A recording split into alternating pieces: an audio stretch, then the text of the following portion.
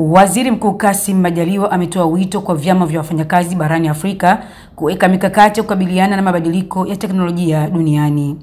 Amesema kwa kufanya hivyo kutawezesha kupunguza hatari ya kupoteza ajira kutokana na ujio wa mashine pamoja na matumizi ya teknolojia mpya ikiwemo ya akili mnemba.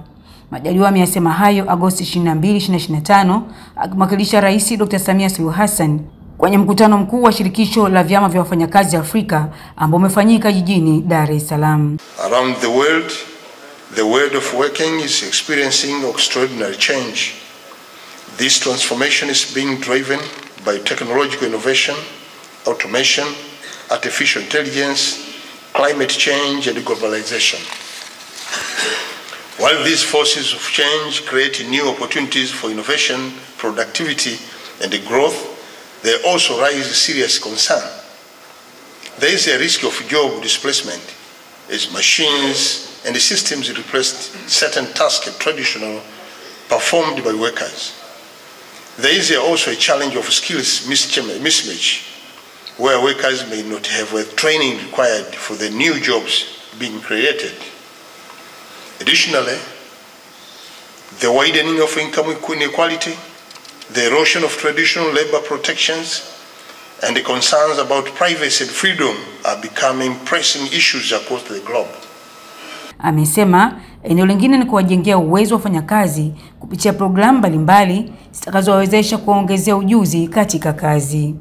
In recognition of this phenomenon, under the visionary leaders of our Excellency Dr. Samia Suluhu Hassan, President of the United Republic of Tanzania, our government is determined not only to respond to those challenges, but also to harness them for the benefit of our people through the following priorities. 1.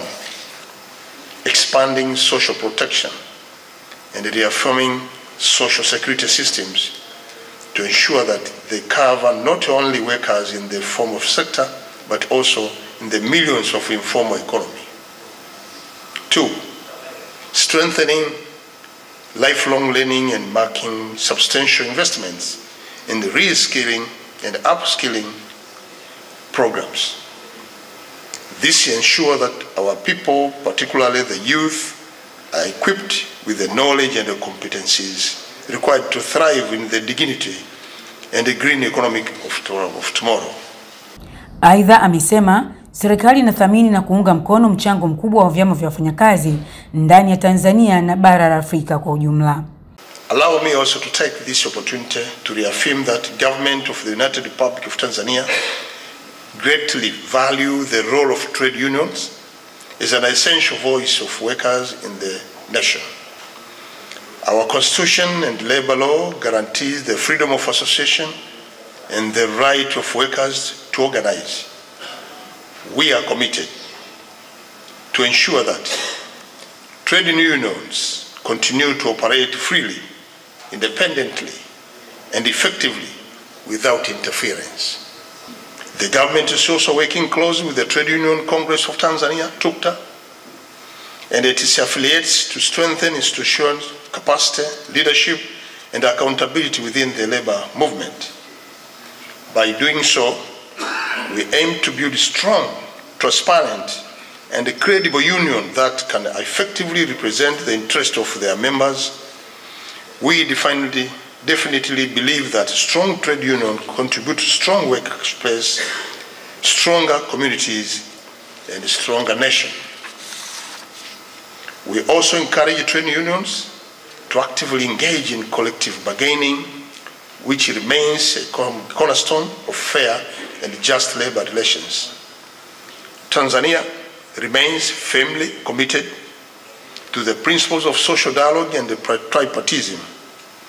We believe that only through constructive engagement between government, employers, and trade unions, we can design policies that are fair, inclusive, and sustainable.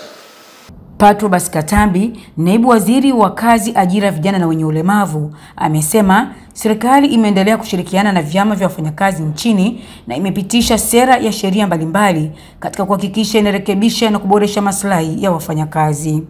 From July 2024 to April 2025, the government has signed and administered 282 agreements for the formation of labor councils, and has signed and administered policies and guidelines to promote equal opportunities and eliminate discrimination in employment and HIV/AIDS issues in workers' place, where 174 policies, and this goes in line with the Article 87 for the employment and Article 87 for the AIDS, as it is well been stipulated in the International Labour Organization's articles and protocols, that have been signed, and has signed 54 agreements for good condition in workplaces.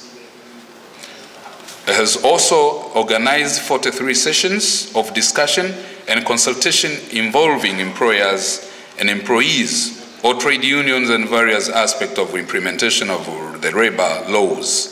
In addition, the government has provided educational on justice and freedom of association to executives of 12 trade unions and 16 employers. Kwa upande wake, makamu wa rais wa Shirikisho la Vyama vya Wafanyakazi Afrika, Joshua Ansah, akataja mikakati katika kusimamia maslahi ya wafanyakazi barani Afrika, huku mkurugenzi wa shirika la kimataifa la wafanyakazi kanda ya Afrika Mashariki ILO, Caroline Mugala, akisema chama hicho kitaendelea kusimamia umadhubuti na ufanisi wa vyama vya wafanyakazi. This session of the General Council was also preceded by a very important 2-day conference on trade unionism in the face of new challenges. What strategies to adopt in the future? Strengthening trade unions' capacity and their strategies for future collective bargaining, social dialogue, and organizing in light of the new challenges is crucial. Unions contribute to economic growth, reduce income inequality, and strengthen democracy in our respective countries. Finally, yet importantly, I also take this opportunity to thank all OATU affiliates for your continued commitment and support to OATU. OATU remains our own creation and the sole Pan-African Trade Union organization. Accordingly, as members of this noble organization, we are obliged to support it fully and especially financially by paying our required fees and contributions. Our labor markets are being reshaped by technology, climate change, and global uncertainty.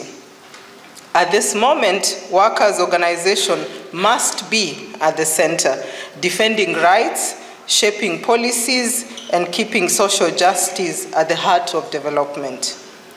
At the ILO Regional Office for Africa, we value our partnership with you, the workers group. And this partnership is not abstract. It's real, it's active, it's delivering, and we are glad to have supported this event too. These actions reflect our shared commitment, advancing rights at work, promoting tripartism, and deepening social dialogue. Because, let us be clear, without strong workers' organization, there is no social justice, and without social justice, there is no sustainable future for Africa. Kwa upande wake, rais wa Shirikisho la Vyama vya Wafanyakazi Tanzania TUCTA, Tumaini Nyamhokia, amesema chama hicho kinajivunia mafanikio makubwa ambayo kimeyapata kwa kupigania haki za wafanyakazi wote nchini. It is through solidarity and unity, collaboration among our federation across Africa that we can influence policies, defend labor rights, and ensure that development is in our continent is inclusive and sustainable. Equally important is the recognition that trade unions and employers are not enemies, but social partners in development. By engaging in constructive dialogue, negotiating in good faith, and working together on shared goals, we can create conditions that foster decent work, industrial peace, and economic growth that benefits both workers and employers. True progress comes not through conflict, but through dialogue and cooperation. Solidarity, therefore, remains our greatest weapon and our strongest source of hope.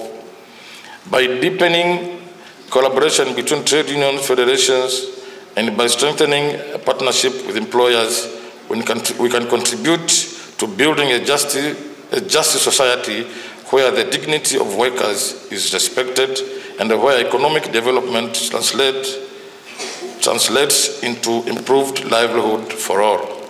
Shirikisho la Vyama vya Wafanyakazi Afrika lilianzishwa Aprili mwaka 1973 na rais wa kwanza wa Tanzania Julius Kambarage Nyerere na rais wa kwanza wa Ghana Francis Kwame Nkrumah kwa lengo la kuwaunganisha wafanyakazi na kusimamia maslahi ya wafanyakazi barani Afrika kwa pamoja.